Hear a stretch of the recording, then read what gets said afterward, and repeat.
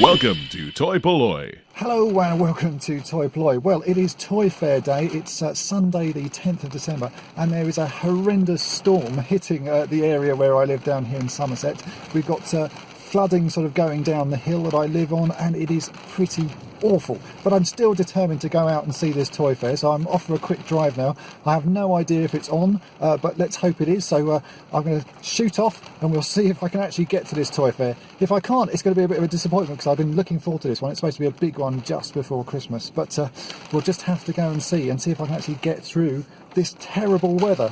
Well, I've made it as far as the toy fair itself. It does look like it's on. There's an awful lot of people in the car park, but it was a pretty treacherous drive. There's a bit of flooding on the roads and the wind is howling everywhere and it's absolutely tipping down with rain, but I'm hoping it's worth it. So let's go inside and see what sort of bargains and great toys I can find today.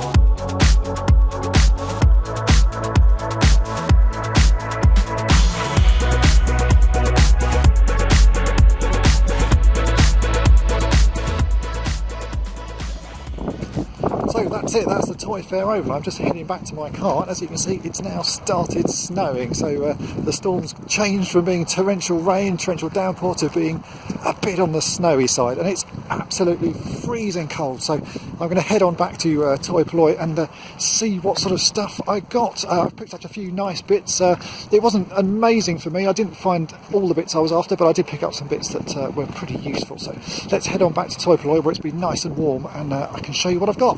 Right, so I'm now back at Toy Polloi, and I've warmed up again because it really was quite bitter out there. And as you can see, the first couple of things I got are some sort of standard stuff that I tend to always pick up at these toy fairs. I picked up another Action Man.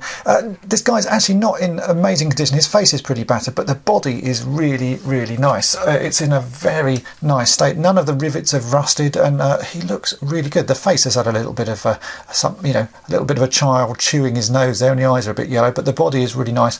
And I've just started a new outfit that I'm trying to complete, so I did need a new body for a figure, so that's great for getting that. I did pick up something to go with the Space Ranger outfit that I was trying to complete, and now that I got this home, I've realised this is the wrong one. That I don't actually need this one, but it was only a couple of pounds, so it didn't really matter. I also picked up some hands for another Action Man that I'm trying to restore, because I've got a damaged hand on one of it, so I've just bought a pair because it's always useful to have. Now, a lot of people have been enjoying the Masters of the Universe restorations that I've been doing, and a question that I'm always asked is how to fix the back little sort of brackets and clips and stuff on He-Man's armour. So I picked up this He-Man, again not in amazing condition. He's pretty worn, his arm's incredibly loose. I've never seen an arm that loose on a He-Man figure. He's missing his thumb, and he's obviously pretty worn, but it does have the armour, and you can see that that clip on the back is broken. So I'm going to try and work out a fix for that, and I'll show that in a future video. And I actually have quite a few sort of other He-Man figures that I can sort of replace the body parts on that one with and make him look good.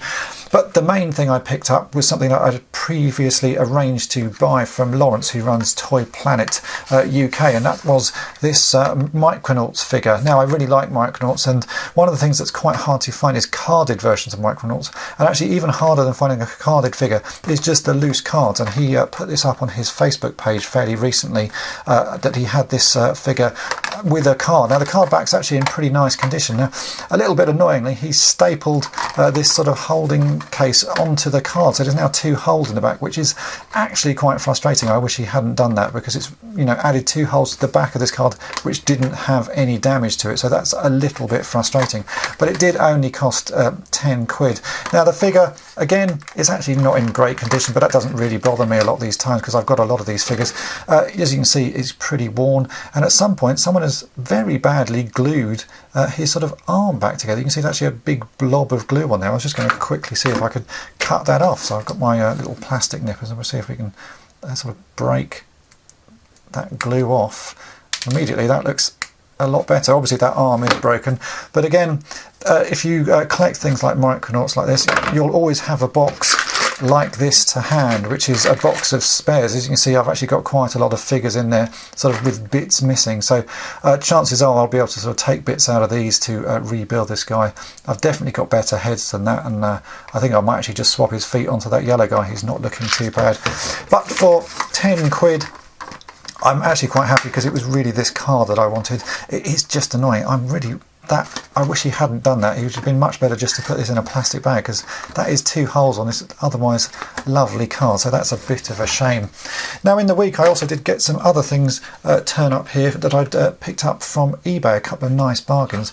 I managed to buy a sort of bulk lot of cyborgs, Denny's Fisher cyborg bits. Now, I've previously reviewed this Cybo Interceptor, but I picked up this broken one, which I think should be able to be fixed. It's just that little wing broken and the wheels are missing, so that should be relatively straightforward to fix. But what was in the box as well was the remains of another cyborg. As you can see here, he's missing his lower right leg and the sort of arms, but it did come with part of the sort of outfit for, I think it's called Amaluk, which is a sort of aquatic little sea creature thing that you can put over the top of these cyborg figures. So as you can see, I can take his head off, and he's missing the other head, but it's a good starting point to a figure. And actually, Finding sideboards complete seems to be a pretty hard task at the moment. They're always really expensive, and even finding the limbs, just this right foot, you could probably sell for more than I paid for this whole lot of bits that I got for this figure, because finding feet and hands is just a really hard task. No one seems to know what they are, and so they never get listed. So